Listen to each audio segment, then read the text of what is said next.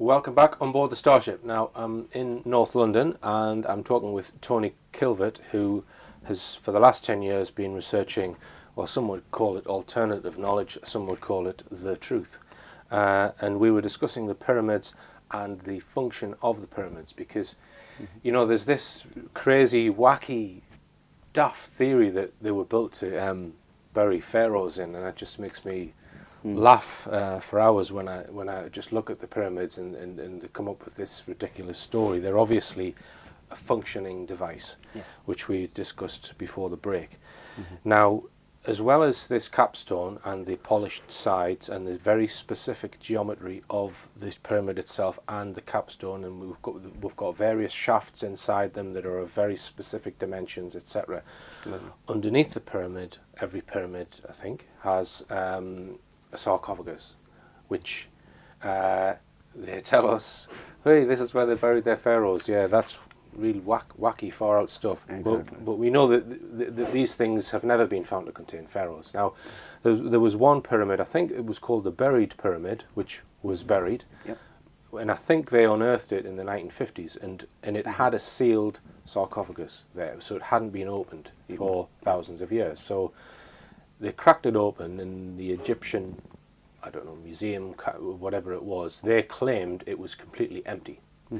Now, I don't believe that for 1 minute. I think my own view is, and this is just my own hunch, is that there's something inside there that is part of its functioning. Its working part, whether it be a fuel or whether it be something, which again, you said that the top is the key.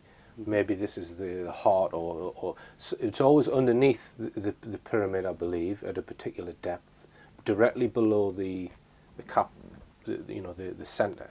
So, in your research, Tony, have you come to a conclusion on what's because it's obviously a key part of the machine, if we call it that. What conclusion have you come to on this? Well, what you've got to actually think about. What I've just said, it draws energy of creation down to Earth. Right. So within that energy grid of pure creation energy, okay, the pyramids actually did many tasks, many things. Functions. Yeah. They weren't just a pyramid to do a job, it was multiple jobs that they did. One of the jobs that I've learned that they did was pump water from the Nile into Cairo itself. Now, in pumping that water, they used sound waves. If you look at how the actual chambers, there's different chambers at different positions. Yeah. Now, these different positions have different frequencies. Yeah. And the different frequencies pertain to the different jobs that each chamber did throughout its functioning. Yeah. When it works, that's what it does. One of the lower jobs, there are chambers going into the Nile, and what they actually did, because the pyramid was vibrating, it set up a resonant energy field, or a standing wave, that actually pumped water through from the Nile. Now it's bringing that water, pardon me, from the Nile, and it's treating it to the energy flow from the cosmos, because it's bringing the energy down. So what it's doing, it's energizing the water that's passing through the pyramids for the people to drink. They're drinking highly energized water that's been energized with the energy of creation. And we could physically demonstrate this with pyramids today. There are many examples of seeds being put into pyramids that increase their yield by some 300%. You can put meat into the center of these pyramids that are activated, and it actually stops the meat from going rotten. You can put glasses of water in and energize the water, and we've been there, done it, got the t-shirt. I can actually show you how this works, and you can taste it for yourself and feel it for yourself. So what we're actually saying is these things are real. They actually work when you set it all up right. You get the direction right, you've got the angles of the pyramids right, you've got the capstone which is right, and then you actually charge the pyramid with intent, with pure, if you want.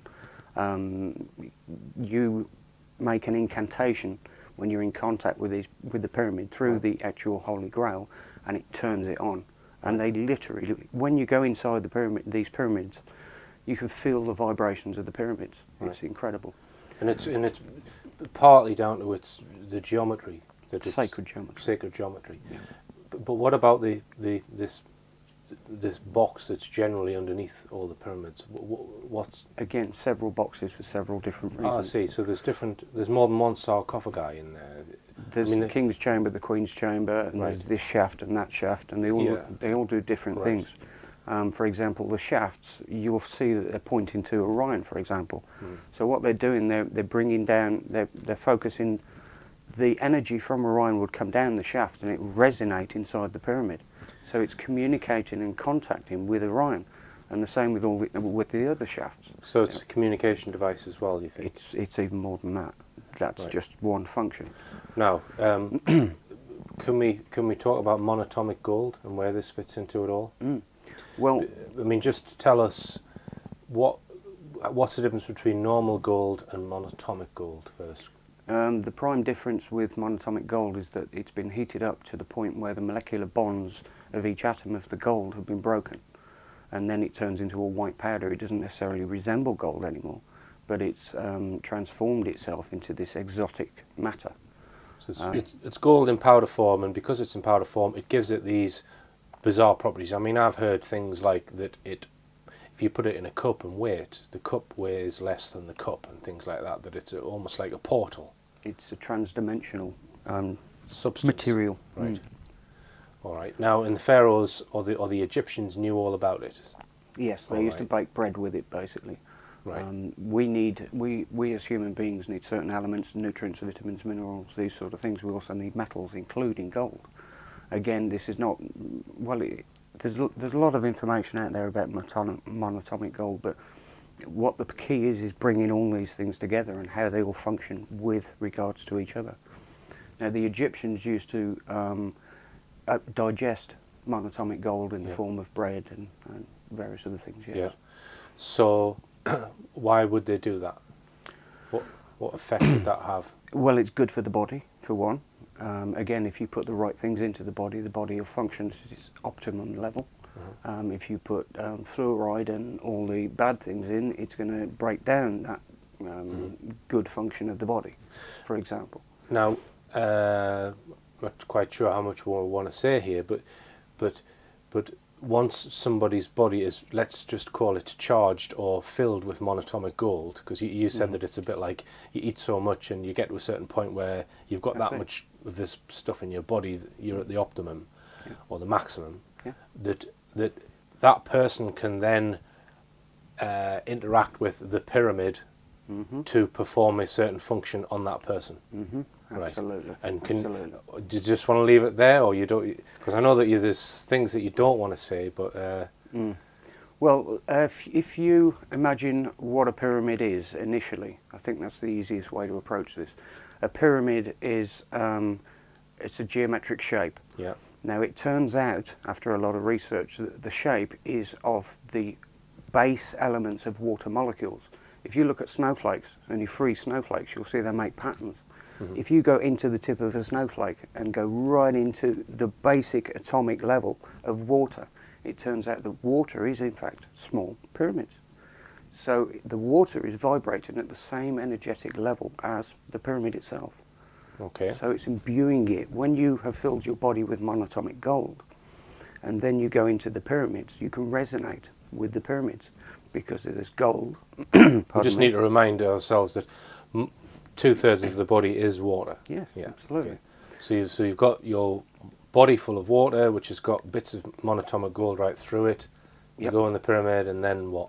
Well, you vibrate with that actual energy. In other words, it's a bit like using a computer, or interfacing is the best word. Right. If your body's in the right condition when you enter that pyramid, you've got the right elements in your body, you can make a connection to pretty much everything. Right. And So that's then, pretty big stuff. so something then happens to that person. Yes. But we'll not go any further than that. Well, you would get a massive download, let's put it like that, and a physical boost. Right. It's just off the chart. All right. Now, you have viewed a lot of Project Camelot's interviews. One in particular, this is a archaeologist called Klaus Donner, Absolutely. and I recommend go and watch Klaus Donner on Project Camelot, because Brilliant. yeah, he is brilliant, isn't he? And he's kind of he's not part of the establishment, and he says things that establishment archaeologists basically aren't allowed to. Won't go there. Yeah. So he's in quite a good position for that reason, in my view. But and he specialises in archaeological objects and artefacts as opposed to buildings. Absolutely. So you looked at some of his finds, and some of them are phenomenal, really, or what he's written about. Absolutely. So tell us about the ones that you were drawn to. Well, as I say, I've done the majority of Camelot's library, so that one in particular jumped out for me because it was discussing some rocks that were found that under black light emit certain properties, and they happened to be carved with pyramids, and there was an eye at the top of the pyramid, etc. And this one particular thing just clicked with me. As soon as I saw it, I understood everything. It was like, right, it was the So was this a solid pyramid? Yes, it was a little green rock that when they put it under the black light it glowed green, but mainly the eye at the top really fluoresced under this. And this pyramid was how old? I couldn't even remember. It was thousands. Thousands and thousands of years old. Right. In fact, I would say it could even be pre-flood. Egyptian, Mayan, pre-Incan, All right. way back there. Okay. But again, if you take the whole of all of the information, it explains many, many things to you as pieces of the puzzle. Right. So you noticed some things on this pyramid. Yeah. Tell us about that. Right. When they obviously looked at this pyramid, and they looked at the eye, and they looked under the black light, and they investigated it. But when you turned the actual pyramid upside down, there was a series of carved symbols. Yeah. And there was also a series of gold dots that were inlaid into the base. Mm-hmm. Now the gold dots represented the star systems that were tuned into the pyramids, Right. and the symbols were one of the other keys to activating the pyramids. Right. This is massive. If people don't understand the magnitude of this, this is thousands and thousands and thousands of years of secret information. Mm-hmm. But these symbols on the actual base of the stone are the activation codes for the pyramids. Right. So together with the Grail and the activation codes and the alignments and the energy earth grids itself, all of them cooperated between each other and activates the pyramids. So what were the symbols? What did they look like? Can we'll show them on the screen? We can, yes, no problem. So how do you program those symbols into the pyramid then? I mean, they have to be inlaid into the. Let's say if you were building a wooden pyramid, you would inlay them into each leg of the pyramid. So Right. you put one symbol on each actual leg of the pyramid. Right. When you say leg, do you mean face or? Yeah. If you imagine taking 4 sticks and making a pyramid, as you bring them together, you would have one pyramid, one symbol on each stick of the pyramid. Right. And are these sacred geometry type symbols, or they or something else? I'm still trying to get to where the actual symbols are from. I think they're Sanskrit or something. Right. Or even pre-Sanskrit. But it's the meaning that's important. It's the symbol itself, the way it's drawn is important because it's got a vibrational frequency. Right. But it's the actual meaning of each word of the symbol. Right. Because it turns out what it actually means is the coming of God. 4 Right. symbols. Right. And then it puts it all together because you can understand, right, this is the capstone, is that in fact? Yes, we've looked into it and we've confirmed all that's fact. The one thing that was missing to be able to turn pyramids back on and actually make pyramids was the 4 symbols. Once you've got the Holy Grail and once you've got the angles correct and once you've got various other things, you've got everything to make these pyramids function again. And we've tried it and tested it and it all works. It's amazing. You've built your own pyramids out of wood and other materials, so do they not have to be stone? Is that not part of it? No, the ones that were stone for a reason. It turns out that there were actual channels running through the edges of the pyramids, and they would literally fill the channels up with gold. So you have a stone skeleton, or exoskeleton if you like, and inside you'd have literally filled up with molten gold. Right. And the whole pyramid would vibrate with the frequency of water. Right. Pardon me. Again, it's gold, quartz, and water that all vibrate at the same, or relatively the same frequency. Right. And as I say, we are bags of water, so if we entered into a pyramid, we would resonate with that pyramid at the correct frequency. So really, this is the pyramids are a kind of technology which were brought here by a different race, not developed by Homo sapiens, the pharaohs and all, Egyptians and all that. They were put here, and this is a complete sort of alien technology to man, and It's ancient. it's operating in a completely different fashion to our technology. It's why it's difficult for people to accept. It's using the physics that Western scientists and our scientists today don't understand, and it's the harmonics. It's the frequency of harmonics. Yeah, because I mean the sacred geometry, I guess, is it mirroring what's going on at an atomic level, perhaps, or even subatomic level. That there's some kind of Yes. Synergy with some atomic with creation particles. itself. Creation itself. Absolutely. Right. Yeah. All right. So, and by creating shapes which are resonate, or in our scale of life, i.e., the size of a house or the size, with a car or whatever, that's somehow creating some effect from a subatomic level. Yes. Because of its shape. Yes, it's resonating with the right frequencies. In our high streets, we see people trying to buy our gold off us, sitting on these little kiosks and street corners. So now, I've heard people say that the reason why they want the gold, or they want our gold, is because monatomic gold is so important. Do you go along with that theory, or do you think that it's just to do with the collapse of the economy that people are wanting to take gold? If you've got physical gold, which incidentally they're going to make it illegal, they are in the process of making it illegal to own gold as well as other assets. Right. Look at Agenda 21. That'll start explaining things to you.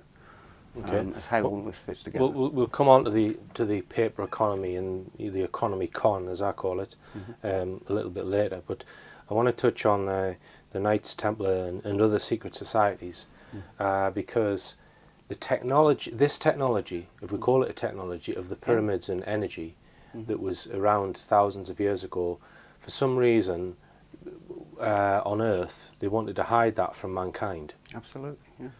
So what was the reason for that? Is this to do with the war in heaven, or I mean? It's to do with our experience here on Earth. If we had, for example, I've just come out and told you what the Holy Grail is and how it all fits and how it all works with that. But if we'd had access to that technology back then, we'd be living in a totally different world now. Yeah. That's the point. It's been hidden in order to put us under restrictions. They're all control grids. Money's a control grid. Or hidden information, hidden technology. If we had access to things that have been suppressed, we wouldn't be living in this society. So at some point, we'd be free. Perhaps due to a war, or perhaps, you see, when I said war in heaven before, I don't mean the playing of harps in heaven. I mean an advanced race who possibly created us. A dispute over whether to leave us with this technology or whether to take it away from us and leave us kind of in the dark ages, as it were. Precisely.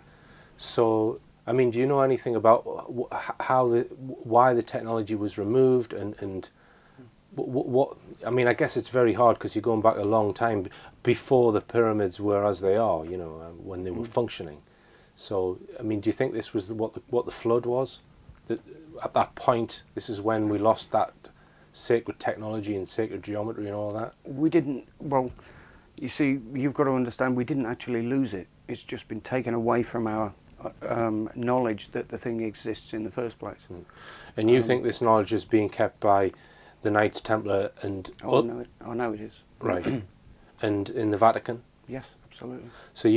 So all this technology you believe is known about by the Vatican, and who else are implicated in this covering up of this knowledge, would you say?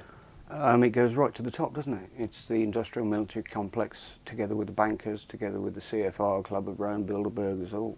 The list goes on. Again, if you do some research, you'll find this out. All right. Now, but going by that, then there must have been quite a few holy grails if there was because there was quite a lot of pyramids on the Earth at one time. Yeah, so, absolutely. and these have all been hidden. Yeah. So they're hidden where, do you think? I mean, hidden in the Vatican or in like secret. There's a lot of underground things hidden in the Vatican. Yeah. A hell of a lot. We'll touch on this again because there's a few more questions I've got about this, but we're going to go for another short break now, and we're also going to talk about secret societies and money, so don't go away.